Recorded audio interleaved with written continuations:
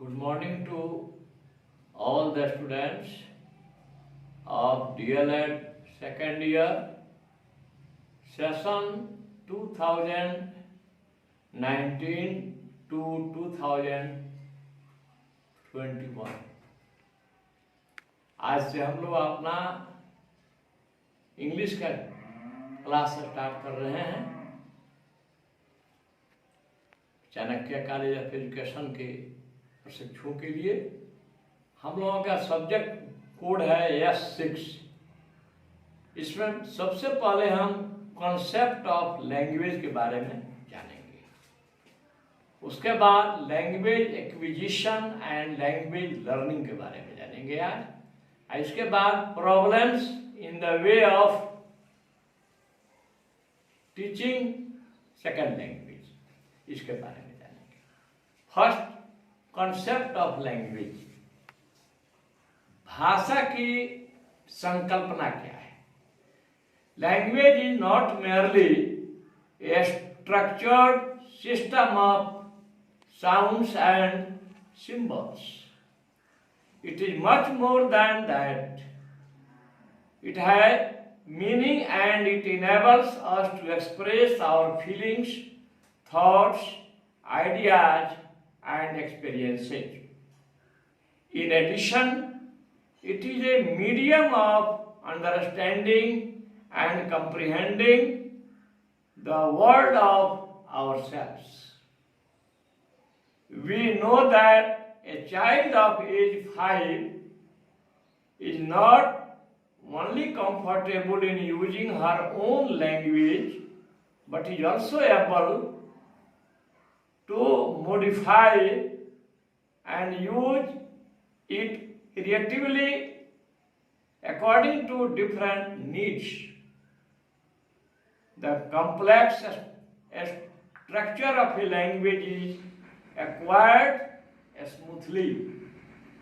Most researchers are agree on this point that children acquire language through interaction of biological, social and environmental factors. This interaction is essential for the development of language in a person.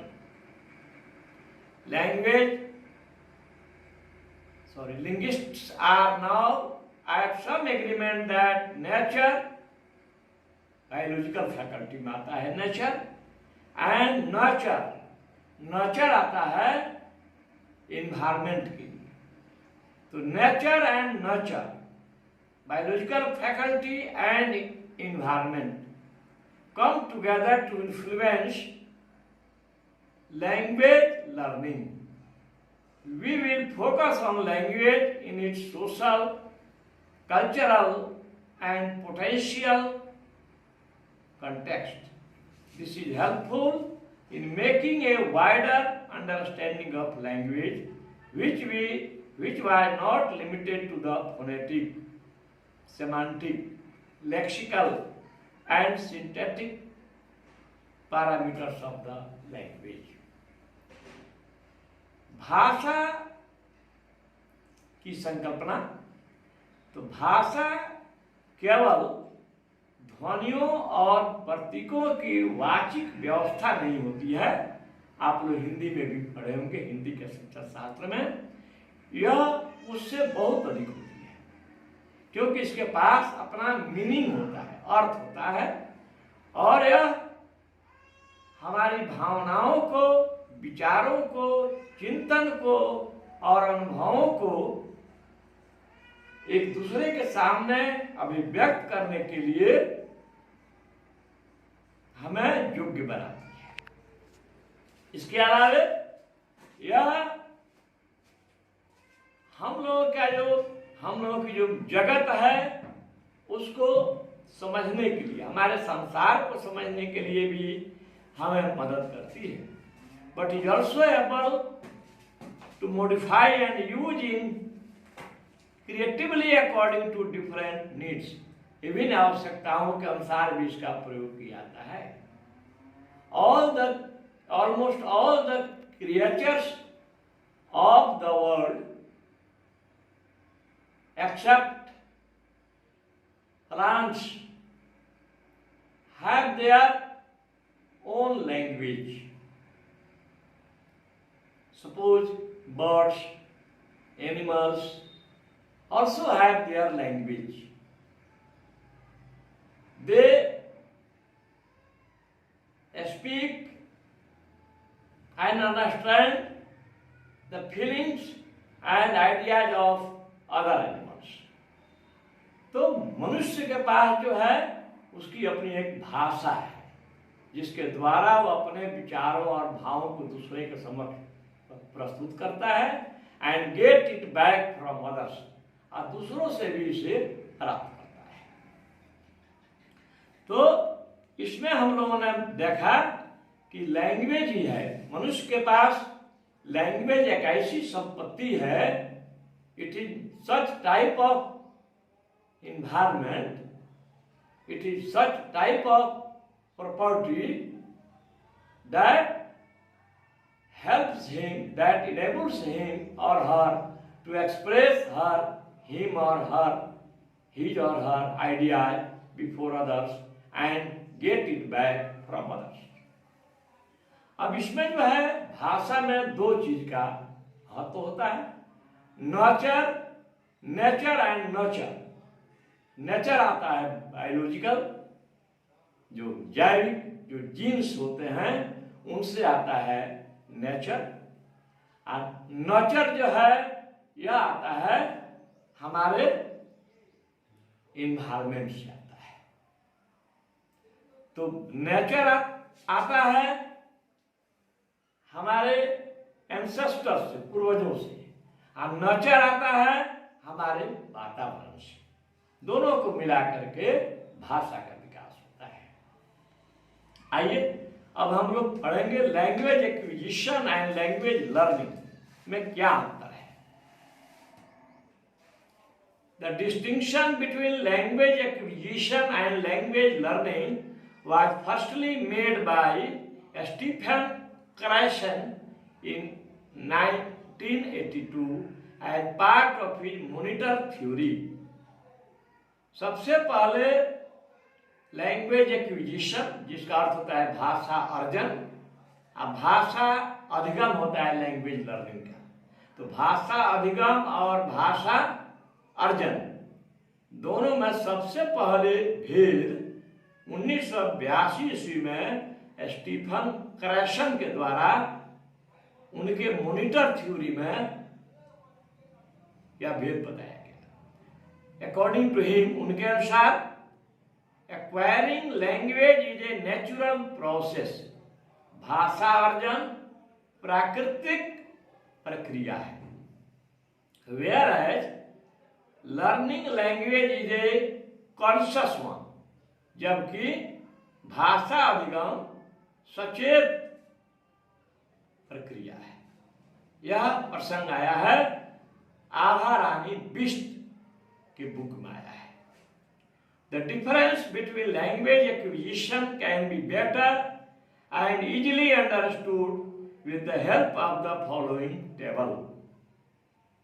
तो भाषा अर्जन और भाषा अधिगम के बीच का जो भेद है वह निम्नांकित टेबल के द्वारा दर्शाया जा सकता है। पहले हम बीच में एक वर्टिकल लाइन खींचेंगे, उसके एक ओर रहेगा लैंग्वेज एक्विजिशन, दूसरी ओर रहेगा लैंग्वेज लर्निंग, लिख अंडरलाइन करेंगे। अब पहले हम सिर्फ लैंग्वेज एक्विजिशन के बारे में बोलेंगे, भाषा अर्जन है। पहला point, it is a natural process, यह एक प्राकृतिक प्रक्रिया है। दूसरा है, फर्स्ट लैंग्वेज और mother language is acquired by a child from its mother and immediate environment. प्रथम भाषा या मातृभाषा जो है वह एक बच्चे के द्वारा उसकी माँ से या उसके आसपास के वातावरण से अर्जित किया जाता है। तीसरा पॉइंट है, इट इज डन सबकॉन्शियसली, यह बालक को अवचेतन की अवस्था में, अवचेतन हो गया चेतन और अचेतन के बीच में अचेतन आता है। It is done in an informal way mode, इसको अनौपचारिक रूप से प्राप्त किया जाता है। The child has not to do any effort for it, इसके लिए बच्चा को कोई खास मेहनत नहीं करना पड़ता है अदर लैंग्वेज सीखने में। It is done during infancy stage, इसको जब बच्चा 3 साल 4 साल का होता है उस समय, उस अवस्था में इसको प्राप्त किया जाता है, जिसको शैशवा अवस्था या पूर्व बाल्यावस्था कहते हैं। There is no need of school, teacher, books and stationery goods, इसके लिए न टीचर की आवश्यकता है, न स्कूल की आवश्यकता है, न बुक्स की आवश्यकता है, न स्टेशनरी सामान की जरूरत है। अब आइए लैंग्वेज लर्निंग में all point. It is an artificial process, यह एक कृत्रिम प्रक्रिया है। दूसरा में आ जाएगा सेकेंड लैंग्वेज इज लर्न्ड, दूसरी भाषा सीखी जाती है, अधिगम की जाती है। तीसरा है इट इज डन कॉन्शियसली, इसको चेतन रूप से जाना जाता है। It is done in a formal mode, इसको औपचारिक संस्थाओं में प्राप्त किया जाता है, जैसे स्कूल में इसको प्राप्त। लैंग्वेज लर्निंग स्कूल में होता है और लैंग्वेज एक्विजिशन घर परिवार में होता है, साथी संगत में होता है। फिर लैंग्वेज लर्निंग में आइए, the child has to do much effort for it, बालक को इसके लिए बहुत परिश्रम करना पड़ता है लैंग्वेज लर्निंग के लिए। Next point, it is done after infancy stage, इसको इन्फेंसी स्टेज के बाद यानी चाइल्डहुड स्टेज में इसको प्राप्त किया जाता है। इन्फेंसी कहते हैं शैशवा अवस्था को, शिशु से बना है शैशवा। It needs school, teacher, books and stationery goods, इसको जरूरत होती है विद्यालय की, शिक्षक की, पुस्तकों की और कॉपी, पेंसिल, इंस्ट्रूमेंट बॉक्स, इसकी जरूरत होती है। तो language acquisition and language learning में यही सब है, इसको आप लिख देंगे। भारत में in India English is treated as second language, Bharat में इंग्लिश जो है वह सेकेंड लैंग्वेज के रूप में इस्तेमाल किया जाता है। For most of the families, सबसे अधिक परिवारों में इंग्लिश जो है सेकेंड लैंग्वेज के लिए है। And for most parts of India, Bharat के अधिकांश भागों में भी इंग्लिश जो है वह सेकेंड लैंग्वेज के रूप में इस्तेमाल किया जाता है। और फर्स्ट लैंग्वेज या हमारा मदर टंग क्या है, तो वह डिफर करता है। So far as Bihar is concerned, there are 5 regional languages, 5 main regional languages that are Bhojpuri, Maithili, Magahi, Angika, Bajjika। ये 5 रीजनल लैंग्वेजेज हैं जो अंग्रेजी से उनको, अंग्रेजी को उनसे बहुत जबरदस्त कंपटीशन करना है ना। तो इतना जान लीजिए कि मदर टंग हमारा फर्स्ट लैंग्वेज है और इसके लिए किसी भी टीचर या बुक की जरूरत नहीं है, लेकिन लैंग्वेज लर्निंग के लिए टीचर या बुक की जरूरत है। Thank you. घर में रहिए, आराम से रहिए और आज से अंग्रेजी की पढ़ाई शुरू कर दीजिए। नोट्स हम दे चुके हैं, बहुत पहले ही दे चुके हैं, इसको केवल हम रिवीजन करना है।